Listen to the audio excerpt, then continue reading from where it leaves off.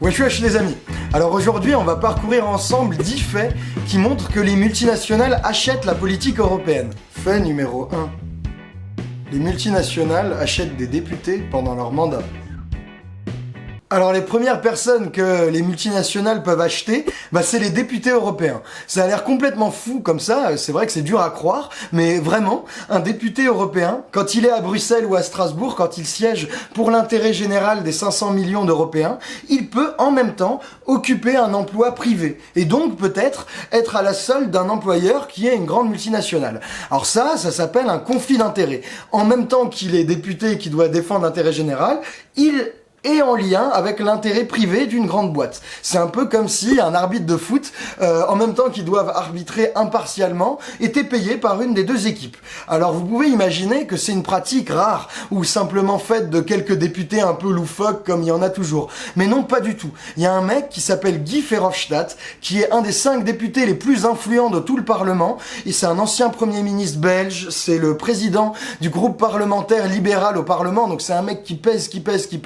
Et ce mec-là, il a 9 autres tafs en plus que député, c'est-à-dire qu'il a 9 casquettes, c'est une collection. Le mec se met bien. Et parmi ces 9 casquettes, il est payé plus de 10 000 € par mois par un des plus gros fonds d'investissement belges qui s'appelle Sofina. Alors ça, qu'est-ce que ça veut dire? Ça veut dire que quand il vote, là, le monsieur Verhofstadt, quand il doit réguler la finance, est-ce qu'il a la casquette de l'intérêt général des 500 millions d'Européens ou est-ce qu'il a la casquette du fonds d'investissement financier belge Sofina? Comment on va savoir? Il est complètement en conflit d'intérêts. Et donc, ce qu'on voit avec cet exemple, qui est vraiment scandaleux, parce que le seul truc qu'il doit faire pour le réguler, la régulation de cette double casquette, c'est simplement de cocher une croix dans un tableau. Vous verrez le tableau, c'est tout ce qu'on lui demande. Il a juste à dire, oui, c'est vrai, je suis payé par un fonds d'investissement. Donc on voit que même des députés, qui sont les seules personnes qu'on élit dans tout le processus légal européen, il n'y a que pour les députés qu'on peut voter. Et même ces députés-là peuvent être achetés par des multinationales et avoir en même temps leurs intérêts en tête. Donc ça commence bien notre odyssée parmi les décisions européennes. On voit que les multinationales se mettent très bien. Fait numéro 2. Les multinationales dictent jusqu'à 1/3 des amendements aux députés. Le seul taf des députés européens, c'est de modifier la loi. Ça, dans le jargon parlementaire, ça s'appelle déposer des amendements à la loi. Et ce qu'on a découvert dans nos recherches, c'est que les multinationales pouvaient dicter des amendements aux députés. C'est-à-dire que les députés déposent des copier-coller de propositions des multinationales. Alors vous allez penser que ça arrive jamais, que c'est exceptionnel, tellement c'est gros comme une maison, mais je vais vous laisser avec Laura, une meuf géniale d'une ONG qui s'appelle CEO, Corporate Europe Observatory, et qui est spécialisée justement sur l'influence des multinationales sur les décisions à Bruxelles. Elle va vous dire dans quelle proportion ça se passe, ce scandale. On observe, c'est parfois on a des députés qui nous envoient justement ces propositions d'amendement et alors on peut comparer. C'est à peu près 1/3 environ des amendements. 1/3, mais c'est colossal, parce que le travail des députés, c'est normalement d'amender en ayant en tête l'intérêt général des 500 millions d'Européens. Et là, ce qu'on voit, c'est qu'une fois sur 3, ils font leur travail en recopiant texto des mesures et des souhaits des lobbies et des grandes multinationales. Est-ce que c'est vraiment ça notre idée de la démocratie? Fait numéro 3. Les multinationales achètent des commissaires européens. Le pouvoir d'une promesse d'embauche. On a parlé des députés européens, qui sont un peu comme le Parlement en Europe. Maintenant, on va parler de la Commission européenne. Ça, c'est un peu comme un gouvernement. Et les commissaires européens sont un peu comme des ministres. C'est eux qui s'occupent techniquement des sujets. Alors, ces commissaires européens, les grandes entreprises peuvent pas directement les acheter. C'est interdit. On peut pas employer en même temps un commissaire quand il est en fonction. Alors là, l'astuce, c'est de leur promettre un emploi dans le futur. Alors, je vais vous laisser avec le plus grand lobbyiste américain des années 80-90, Jacques Abramoff, qui explique très bien comment promettre un emploi, c'est décisif pour se mettre dans la poche toute l'action d'un fonctionnaire. You know, when you're done working on the Hill, we'd very much like you to consider coming to work for us. Now, the moment I said that to them, or any of our staff said that to them, that was it. We owned them. And what does that mean? Every request from our office, every request of our clients, everything that we want, they're going to do. And not only that, they're going to think of things we can't think of to do. Au niveau européen, cette pratique est hyper courante. Par exemple, la dernière Commission européenne, donc le dernier gouvernement, il y a énormément de ministres qui sont passés dans le privé. On y a consacré une vidéo entière pour montrer tout ça. Il y a le président de la Commission, Barroso, qui est passé chez Goldman Sachs. Il y a la commissaire à la concurrence, Neelie Kroes, qui est passée chez Uber. Et il y a la commissaire au climat qui est passée chez Volkswagen. Donc on voit qu'il y a énormément de suspicions de conflits d'intérêts. Encore une fois, comme on leur a promis un emploi dans une boîte privée, on peut se demander si les commissaires européens défendaient les intérêts de tous les Européens ou les intérêts de leurs futurs employeurs. Fait numéro 4. Les multinationales achètent les fonctionnaires européens. Promesse d'embauche encore. Alors on avait les commissaires, qui sont un peu comme les politiques du gouvernement, c'est nos ministres un peu. Et donc à Bruxelles, il y a aussi des fonctionnaires à la Commission européenne. Et ces fonctionnaires, ils sont très importants, parce qu'ils restent en poste plus longtemps. Ils peuvent être fonctionnaires parfois pendant 10 ans ou 15 ans à la même direction générale, donc ils connaissent très très bien les dossiers. Et ces fonctionnaires, les multinationales ont aussi intérêt à les cibler. Et là, vous allez voir que c'est exactement le même fonctionnement qu'avec les commissaires. Ils leur promettent des emplois. Et c'est même pire que les promesses d'emploi. Parce que à Bruxelles, les carrières entre lobby privé et fonction publique de la Commission sont complètement poreuses. D'après l'association CEO, il y a environ la moitié des fonctionnaires de la Commission européenne à Bruxelles qui sont d'anciens ou de futurs lobbyistes privés. Et donc on voit que leurs intérêts sont excessivement mêlés. Si vous voulez un exemple, par exemple, il y a Tobias McKenney. Alors ce mec-là a bossé pendant longtemps sur la propriété intellectuelle et le copyright à la direction générale du marché intérieur dans la fonction publique de Bruxelles. Et après, il a été embauché directeur Europe de la propriété intellectuelle par Google. Donc, est-ce que ces gens qui vont être bientôt embauchés par des entreprises privées qui vont tripler leur salaire, est-ce que ces gens vont réguler la propriété intellectuelle, le charbon, les OGM avec l'intérêt général en tête ou avec l'intérêt de leur futur employeur? Je sais pas, moi j'en doute pas mal et je pense que ça nous montre aussi que jusque dans les rouages fins de la fonction publique bruxelloise, les multinationales arrivent à acheter des décisions. Fait numéro 5. Les experts indépendants sont payés par des multinationales. Avant chaque projet de loi, la Commission européenne nomme un groupe d'experts. Et ce qu'il faut comprendre, c'est que ce groupe d'experts, il a un rôle très important. C'est lui qui va défricher le domaine et poser le problème que va tâcher de résoudre la loi. Et les multinationales, évidemment, elles se glissent dans ce groupe d'experts pour le façonner à leur guise. Ces groupes d'experts, ils sont composés de fonctionnaires européens ou des pays nationaux, de représentants d'intérêts industriels ou de la société civile, et surtout de plein d'experts indépendants qui sont souvent des chercheurs. Et en fait, si on regarde dans le détail, ces experts indépendants sont pas si indépendants que ça. Ils sont directement financés par des multinationales et des lobbies.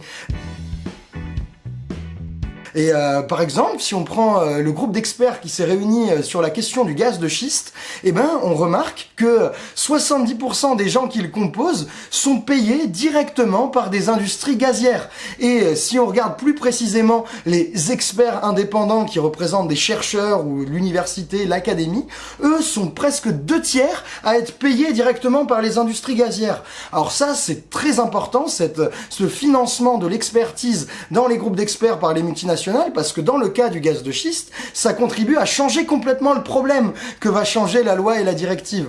La loi, au lieu de se demander si les gaz de schiste c'est bon ou non pour l'environnement et l'économie européenne, c'est pas du tout ça que s'est posé comme problème la loi. Le problème, c'était comment bien extraire du gaz de schiste. Donc on voit que implicitement, le gaz de schiste était acquis, ce qui est normal si on finance plus de 70% des membres du groupe d'experts. Donc on voit avec cet exemple du groupe d'experts que avant même la loi, tout au début, quand on discute de quel est le problème, quelle est la problématique, déjà là, les multinationales ont la main sur les décisions de l'Europe. Fait numéro 6.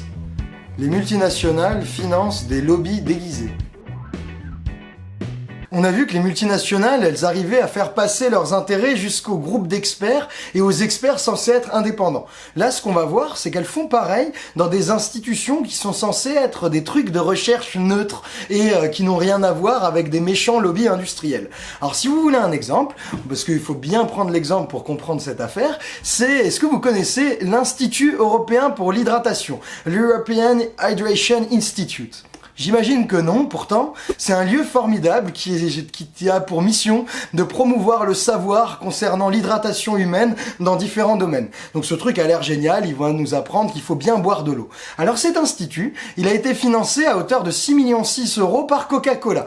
Et évidemment, il va produire des recherches qui conviennent à l'intérêt de Coca-Cola. Alors la dernière en date, elle est drôle, elle date de 2016 et c'est une étude qui montre que des boissons caféinées peuvent être utilisées aussi bien que l'eau pour se réhydrater après l'effort. Vous avez déjà vu des gens boire express sur expresso après avoir couru un marathon? Moi jamais. Mais évidemment, ça convient à Coca puisque Coca, c'est des boissons caféinées qui sont censées te réhydrater. Et donc on voit que cette fausse science, elle est utilisée pour que les industriels produisent des études qui mettent en avant leurs produits et leurs intérêts. Et est-ce que cet Institut européen pour l'hydratation figure dans le registre des lobbies? Nous, on est allé voir et on voit que non. Donc, les multinationales ont une autre manière d'influencer les décisions, c'est de produire plein d'études qui conviennent à leurs intérêts, comme a fait Coca-Cola avec cette étude pourrie sur les boissons caféinées, pour produire plein d'études qui vont dans leur intérêt et des études qui ne sont même pas perçues comme des lobbies qui influencent les décisions. Donc, on voit, si on va dans le détail de l'expertise, que les multinationales approfondissent la mainmise qu'elles ont sur les décisions européennes. Fait numéro 7. Les multinationales influencent les résultats de la science en la finançant. On a vu que les multinationales, elles arrivaient déjà à payer des experts indépendants, à payer des institutions de recherche indépendantes pour façonner les politiques selon leurs intérêts. Mais ce qu'elles font, et ça c'est plus dur à documenter, c'est que les multinationales payent directement de la recherche. Elles payent directement des universités, des chercheurs, des programmes académiques. Alors ça c'est difficile à voir parce qu'il y a beaucoup de recherches et beaucoup de types de financement privé. Mais il y a des gens en 2013 qui ont fait une méta-analyse, c'est-à-dire qui ont regardé toutes les recherches produites sur un sujet. Et ils ont remarqué que quand une recherche était payée par l'industrie du sucre, c'est-à-dire Coca, Pepsi, etc., quand une recherche était payée par l'industrie des boissons sucrées, elles avaient 5 fois moins de chances de prouver qu'il y avait un lien entre la consommation de boissons sucrées et l'obésité, comme par hasard. Et donc on voit, avec cet exemple, que c'est prouvé. Quand une multinationale finance des recherches, souvent, elle le fait avec son angle de vue. Il y a beaucoup plus de chances qu'une recherche financée par une multinationale trouve des résultats qui correspondent aux intérêts de cette multinationale. Donc là, ce qu'on voit, c'est qu'une autre manière d'acheter les politiques européennes, c'est d'influencer très en amont la recherche scientifique en payant des études favorables à leurs intérêts. Fait numéro 8. Les multinationales payent les experts des agences de régulation et de contrôle. En plus de la Commission et du Parlement, en Europe, il y a d'autres organes qui prennent des décisions.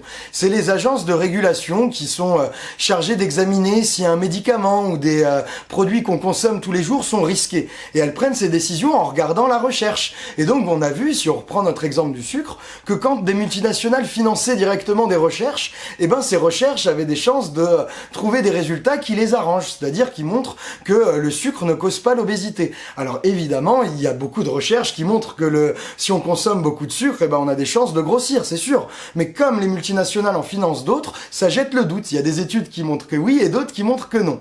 Et en 2010, l'Agence de sécurité alimentaire européenne, elle a dû se poser la question s'il fallait mettre une limite maximale dans la dose de sucre de nos produits. Et qu'est-ce qu'elle a conclu?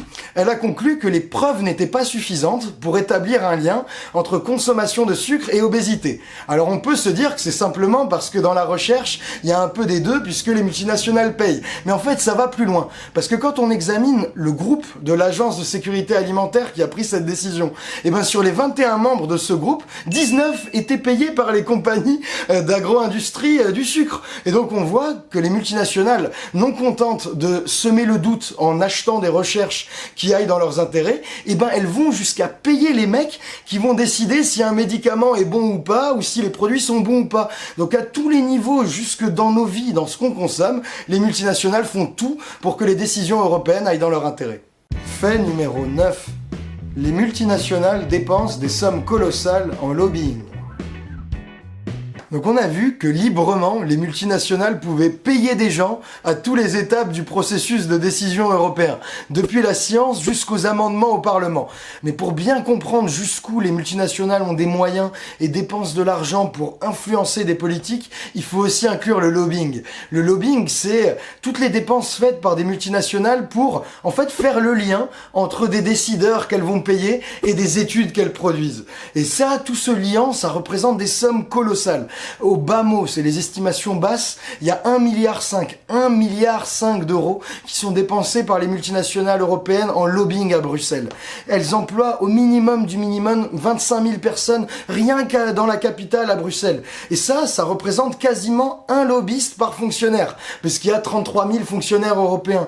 Donc il y a un marquage à la culotte, c'est eux qui vont les influencer, leur donner des petites brochures le matin, juste la veille d'une décision ou d'une réunion qu'ils doivent avoir. C'est eux qui vont aller influencer tout doucement toutes les personnes qu'elles ne peuvent pas acheter. C'est ces lobbyistes qui vont proposer les contrats et se mettre dans la poche et payer des conférences à tous les chercheurs, les experts et les fonctionnaires dont on a parlé précédemment dans cette vidéo. Et ça, ces dépenses colossales ne sont absolument pas encadrées.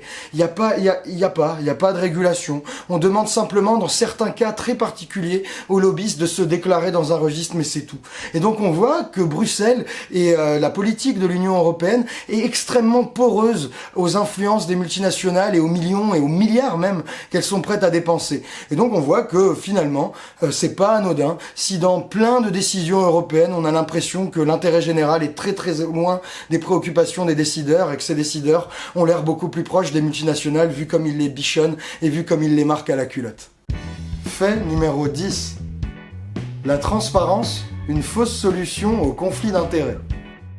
Et comment c'est contrôlé là, tous ces conflits d'intérêts à tous les étages? Eh ben pour le personnel européen, on voit, c'est très clair, qu'il n'y a aucune volonté d'y mettre fin, il n'y a aucun contrôle. Les députés, les fonctionnaires, ils ne risquent rien s'ils sont en même temps en train de bosser ou qu'ils vont bosser pour des multinationales, ni amende, ni prison, ni d'être virés, rien du tout.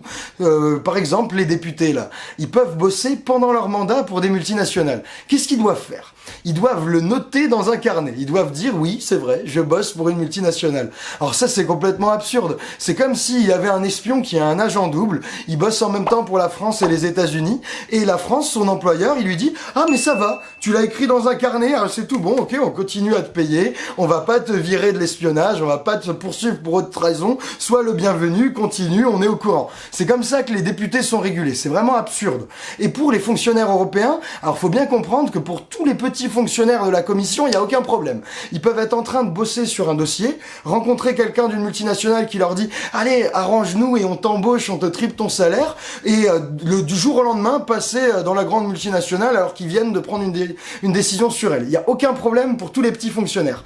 Pour les hauts fonctionnaires et les commissaires, alors là, vous allez voir, c'est fou. C'est s'ils veulent tout de suite après la fin de leur mandat passer dans une multinationale, alors ils peuvent le faire si c'est pas directement sur le sujet qu'ils ont régulé. Si jamais c'est sur le sujet qu'ils ont régulé, alors ils doivent attendre 1 an et demi. S'ils attendent 1 an et demi, ils font exactement ce qu'ils veulent. Et s'ils sont pressés et qu'ils veulent aller dans la multinationale toucher leur gros salaire avant d'attendre ces 1 an et demi, alors un comité d'éthique se réunit. Et ce comité d'éthique, c'est des gens proches de la commission, donc en gros leurs copains, qui vont regarder si, ah oui, c'est vrai, vous pouvez ou vous ne pouvez pas, il y a ou non conflit d'intérêts. Et ce comité d'éthique, il n'a jamais sévi. Il est hyper bienveillant. Donc on voit qu'à tous les étages où il y a plein de conflits d'intérêts à Bruxelles, eh ben, il n'y a aucune volonté de lutter contre. À Bruxelles, on s'en accommode très bien, on trouve ça normal qu'on soit député et en même temps embauché par une multinationale, ou qu'on soit fonctionnaire ou commissaire européen, et que tout de suite après, on se fasse embaucher par une boîte qu'on a régulée pour un salaire mirobolant. Ils n'en ont rien à faire. Que retenir? Que faire? Bon, après c'est dit fait, qu'on soit en faveur d'une sortie de l'Union européenne ou qu'on souhaite la réformer, il faut prendre acte de l'ampleur, de la profondeur des conflits d'intérêts et de la puissance de l'influence des multinationales sur les décisions prises dans l'Union européenne.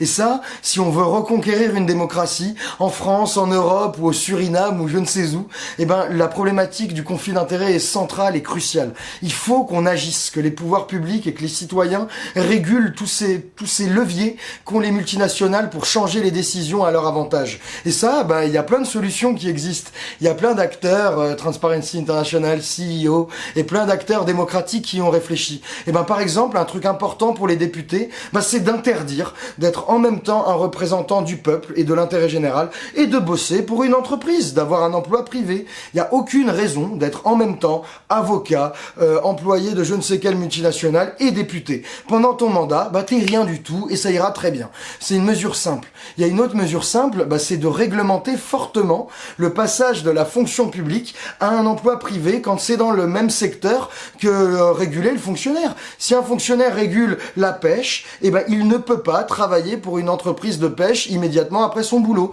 Et les experts, les gens des ONG qui ont un peu réfléchi dessus, ils pensent qu'un délai minimal de 3 ans avant d'occuper un job dans le secteur qu'on a régulé, c'est le minimum, parce que en 3 ans, les dossiers ont changé, les équipes ont peut-être changé, et donc l'information qu'a gagné le fonctionnaire pendant son travail public, il va pas pouvoir la vendre au profit de son employeur privé.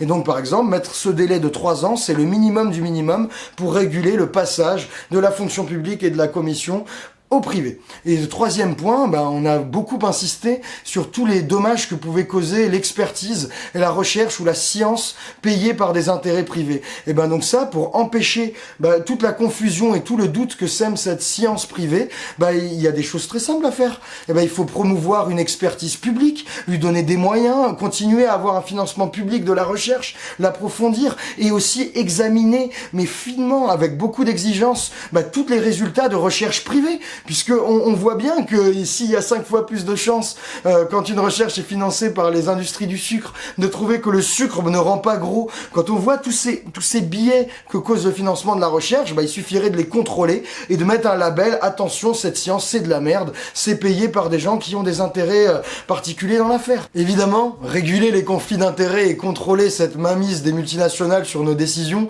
ça réglera pas d'un coup de baguette magique tous les problèmes de la démocratie représentative. Il y aura sûrement toujours le problème du contrôle des élus, les promesses non tenues et l'alternance infinie entre des partis qui sont en fait les mêmes. Il y aura sûrement d'autres choses à faire. Mais ce qu'on comprend avec cette vidéo, c'est quand un jour, nous autres citoyens, on va se réveiller pour leur botter le cul et conquérir enfin une nouvelle constitution pour avoir un pouvoir de tous sur les décisions, le conflit d'intérêts et ce pouvoir qu'ont les multinationales pour croquer toujours plus les décisions qui changent nos vies, ce sera un des premiers trucs à réguler et on l'oubliera pas.